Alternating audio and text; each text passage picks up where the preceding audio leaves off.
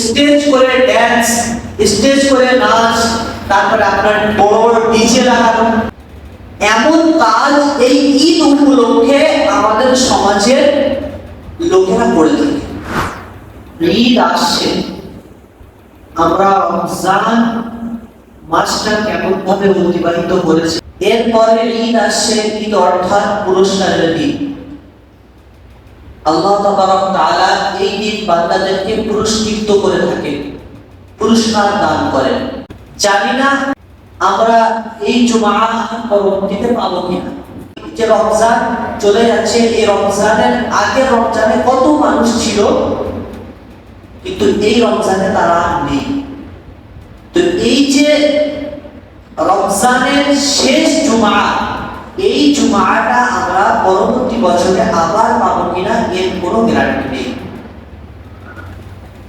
হয়তো আমরা আল্লাহর প্রিয় হয়ে যাব, বা আল্লাহ তাআলা ডাকে আমাদেরকে সাড়া দিতে হবে। রমজান মাস আল্লাহ তাআলা বান্দাদেরকে দিয়েছেন শুধু তার সন্তুষ্ট অর্জন করার জন্য। যদি এই মাসে আমরা আল্লাহ তাআলার সন্তুষ্ট অর্জন না করতে পারি, তাহলে আমরা কি করলাম? কিছু করতে পারলাম না, কোনো লাভবান হলাম না, আমাদের কোনো উপকারে আসলো না এই রমজান মাসটা। রমজান মাসের প্রতিটি কর্মের ফলে আল্লাহ তাআলা নেকি তো অবশ্যই দান করেন, তার সাথে গুনাহ মাফের ঘোষণাও দিয়েছেন। যেরকম যদি কোনো বান্দা রোজা রাখে তাহলে আল্লাহ তাআলা তার গুনাহ মাফ করেন, যদি কোনো বান্দা ইফতার করায় তাহলে আল্লাহ তাআলা মাফ করেন, যদি কোনো বান্দা খালিস নিয়তে তওবা করে তবু আল্লাহ তাআলা মাফ করেন। প্রত্যেকটি ছোট বড় নেক আমলের দ্বারা আল্লাহ তাআলা গুনাহ মাফ করেন এই রমজান মাসে। এই রমজান মাসটা অতিবাহিত হয়ে গেল, আর 2 দিন মাত্র বাকি আছে।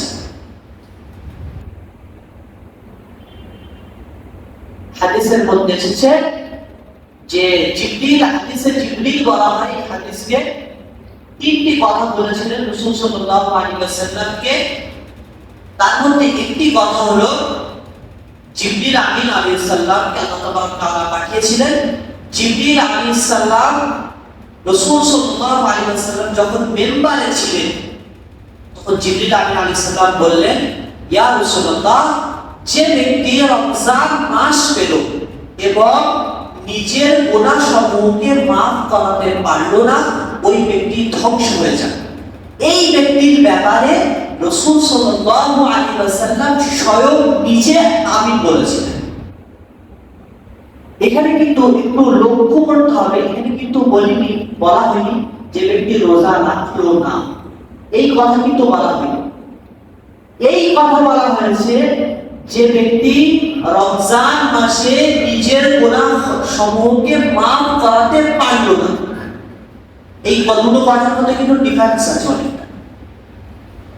মানে সৎভাবে প্রকৃত আল্লাহকে সন্তুষ্টির জন্য সমস্ত ধরনের অপকর্ম বর্জন করে, সমস্ত খারাপ কাজ থেকে দূরে থেকে আল্লাহর জন্য রোজা রেখে আল্লাহর ইবাদত করে নিজেকে মাগফিরাত করিয়ে নেওয়ার কথা বলা হয়েছে। আর যে ব্যক্তি রোজা রাখলো না, এটা তো অনেক দূরের কথা।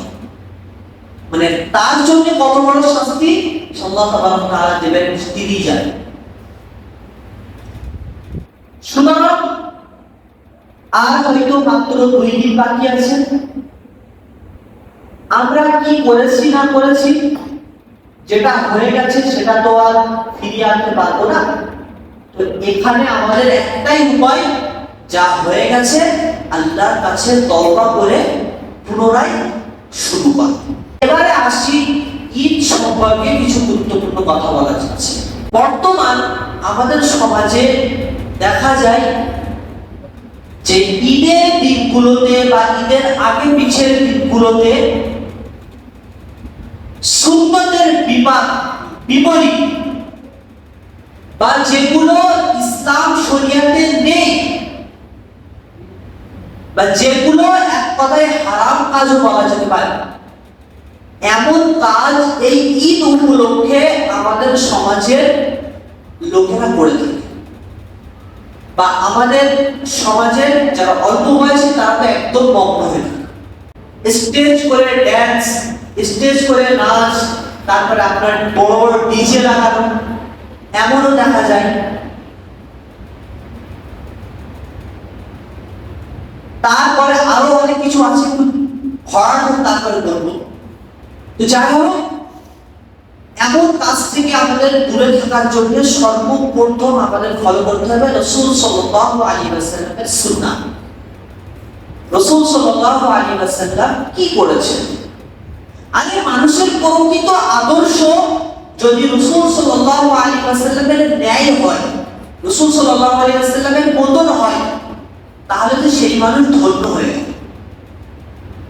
প্রত্যেকটি কাজ, আমাদের চলা, আমাদের ফেরা, আমাদের বলা, আমাদের ব্যবসা বাণিজ্য, সবকিছু যদি রাসূল সাল্লাল্লাহু আলাইহি ওয়াসাল্লামের আদর্শ অনুযায়ী হয়, তাহলে আমরা তো জান্নাতি।